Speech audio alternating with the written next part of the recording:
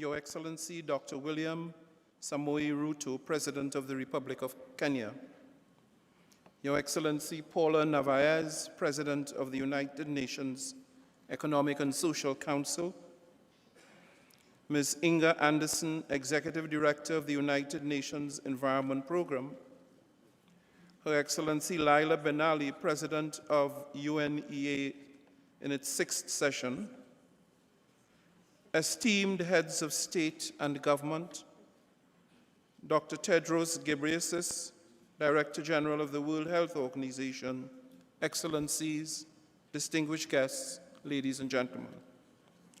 Allow me to express my sincere appreciation to Your Excellency, the President of Kenya, and to the government and people of Kenya for the gracious hospitality extended to me and my delegation since our arrival to attend this auspicious 6th session of the United Nations Environment Assembly.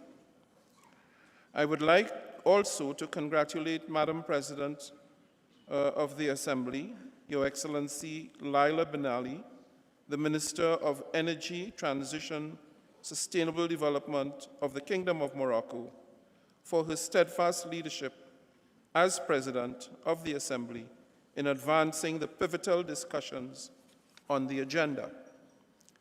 It is an honor to be in Nairobi, a significant UN hub and home of UNEP. My attendance in UNEA-6 also affords me, as President of the UN General Assembly, the opportunity to engage with government representatives and the host country, civil society, the scientific community, and the private sector on how best to unleash multilateral action across the 2030 Agenda for Sustainable Development. One cannot but feel the strength in numbers today and the timeliness of this forum as an additional platform to tap our collective potential and comparative advantages to make a real difference in reviving our strained multilateral system. Excellencies, we are without doubt at a critical moment for the planet and for the unity of purpose we will need if we hope to achieve our 2030 aspirations. For years, we have known that a healthy environment is both an essential requirement for and a key enabler of a more safe, just, and prosperous tomorrow. Yet we are woefully off track in meeting the Sustainable Development Goals, the only comprehensive blueprint that was designed to offer ambitious, targeted solutions to address the converging challenges of our time. At the 2023 SDG Summit, world leaders acknowledged this reality and pledged to accelerate progress across all SDGs, including by tackling environmental issues. In the landmark political declaration adopted in September, the world leaders called for stronger implementation of the United Nations Framework Convention on Climate Change and the Paris Agreement, especially in the areas of mitigation, adaptation, and means of implementation. They vowed to take action, urgent action, to halt and to reverse biodiversity loss, including by ensuring the fair and equitable sharing of benefits from genetic resource use.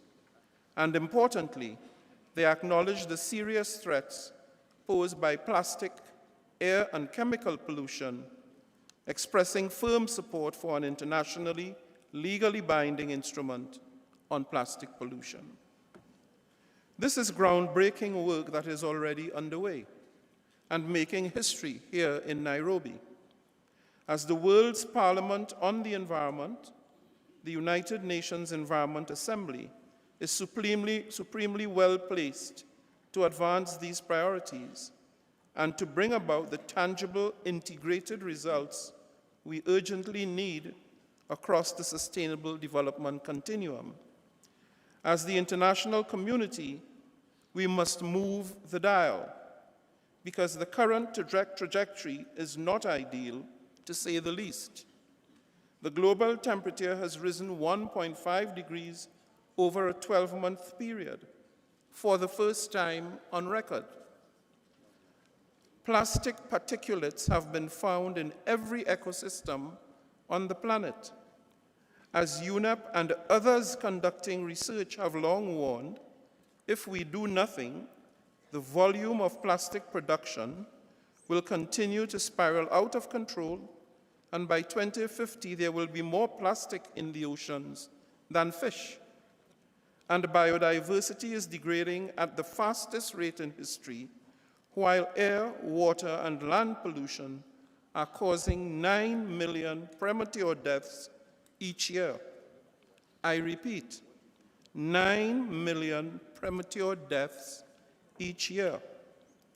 Given that we are confronting an environmental emergency and the consequential need to act with urgency, we must ensure that the outcome of this UNEA-6 advances the human right to a clean, healthy, and sustainable environment, that it promotes truly multilateral responses to restore the balance with nature, and that the UNEA-6 outcomes bring about a future that is more equitable, inclusive, and resilient for all peoples everywhere. As President of the General Assembly, I proudly embrace my duty to maximize convergence, to create spaces for constructive dialogue, and to encourage member states and stakeholders alike to work shoulder to shoulder in advancing balanced progress. There are several prime opportunities on the horizon. The third UN Conference on Landlocked Developing Countries and the fourth International Conference on Small Island Developing States are pivotal occasions to support countries that have contributed the least but are disproportionately impacted by the effects of climate change and biodiversity loss. In addition, the General Assembly will convene in an inaugural Sustainability Week from 15th to 19th April at United Nations headquarters in New York. The high-level gathering, a cornerstone of my presidency, will feature sustainability-focused events in the sectors of transport, tourism, energy, and infrastructure, along with a signature event on debt sustainability and socio-economic equality, all aimed at catalyzing a giant leap towards the shared future we want. To that end, I encourage all member states to participate at the highest possible levels. Equally, I wholeheartedly applaud UNEA-6 aims to amplify the Summit of the Future and its anticipated outcome, the Pact of the Future, through its ministerial declaration to be adopted this week. I have no doubt that this will be an invaluable input for the summit, as world leaders will gather in New York in September to seek to revitalize multilateral cooperation and forge a new global consensus on how to deliver better for people and planet. In all these endeavors, let us be clear that we are called to action in the service of, quote unquote, we the peoples, especially all those who have been underserved and at highest risk of being further left behind, the LDCs, the LLDCs, and the SIDS, and those underrepresented at the negotiation table to advocate for better solutions, that is, women, children, indigenous peoples, persons belonging to minority groups, and other vulnerable communities. Translating commitments into meaningful change means stepping up implementation of the Addis Ababa Action Agenda by significantly scaling up finances for sustainable development and providing the means of implementation to developing countries. It means forging the strong and diverse partnerships that will be essential for our success. And it means mobilizing and allocating the financial and technological support to implement sustainable and environmentally sound solutions. Without being overly optimistic, and as we chart the path ahead, let me conclude with a quote from Maurice Strong, UNEP's first executive director and pioneer of global sustainable development, who once said that, and I quote, "I am convinced the prophets of doom have to be taken seriously. I'm equally convinced with the desired unity of purpose that we can and must usher in a new era of planetary stewardship, one that catalyzes action across multiple fronts to bring about peace, prosperity, progress, and sustainability for all, everywhere. I stand ready to mobilize the General Assembly to that end. Yes, we are facing formidable challenges, but I firmly believe that we can overcome the deepening geopolitical tensions, acting in unison and laser-focused in our ambition. We stand a better chance to succeed in overcoming the myriad of challenges we are up against. I thank you.